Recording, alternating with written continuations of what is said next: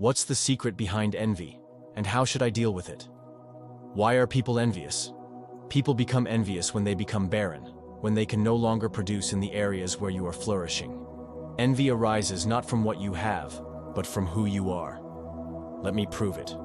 Hannah couldn't have children because God had closed her womb. It's written in the text. But Hannah didn't close her heart to God. The Bible says Peninnah saw Hannah as her rival. Hold on a second. Hannah was the one without children. If anyone had a reason to be envious, it was Hannah.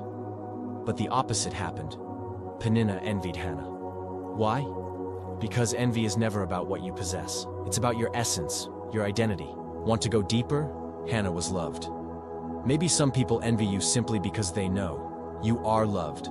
So how do we deal with envious people? People often say Joseph was wrong to share his dream with his brothers. But the real issue wasn't telling the dream. The real problem is when you reveal the password. Joseph shared the dream, but Samson revealed the secret.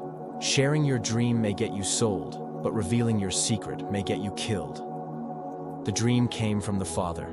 It was his gift to you. They took Joseph's robe, but not his dream.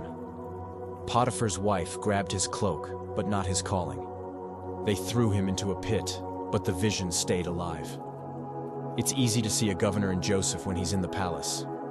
But can you see one while he's still in chains?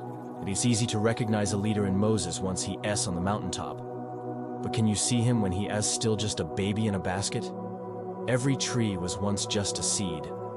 Growth requires knowledge, and knowledge is the nutrient for growth. Jesus was born in a manger, but he didn't grow up there. The manger is a place for birth, not growth. It has limits. Jesus moved from the manger to the cross, from the cross to the throne. Each stage served its purpose. The manger is process, the cross is purpose, and the throne is promise. You don't start with the promise, you start with the process. Anyone who despises the process will never live the purpose. The process is where God molds you, breaks you, shapes you. You enter a boy and come out a man. The process teaches you how to cry, how to stand, how to wait. Why is the process so hard? Because God talks about purpose, but rarely about the process. He told Joseph about the sun, moon, and stars, but not about the pit, Potiphar's wife, or prison. Why? Because if you knew everything ahead of time, you might give up before you begin. God may not tell you the whole process, but he will always give you the promise. The process is God's way of preparing you to carry the weight of your purpose. When it's time for a lesson, the teacher speaks. But when it's time for a test, the teacher is silent. And in your life, when God seems silent, it may be because you're in the middle of the test. But just because the teacher is silent doesn't mean he's left the room. He's still there, watching. The silence of God still speaks. Waiting on God is hard, but it is rewarding.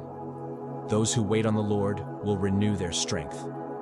We grow tired because we're in a rush. The three biggest illnesses of our time are not cancer or HIV. They are depression, stress, and anxiety.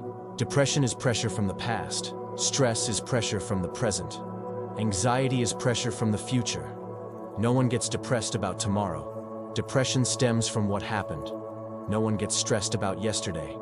Stress comes from today. Traffic, arguments, frustration, and anxiety. That's all about what's yet to come. Past, present, future.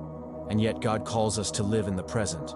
Hebrews 13:8 says, Jesus Christ is the same yesterday, today, and forever.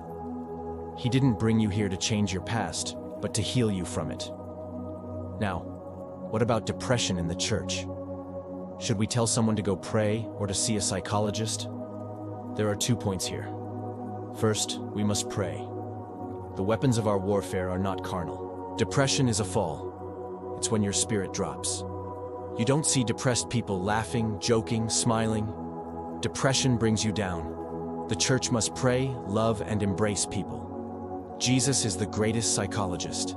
That's why, when he healed, the first thing he did was ask, "What do you want me to do for you?" He knew the answer, but he opened the door with a question. That's what psychologists do. They heal through conversation. We must lead people to Christ.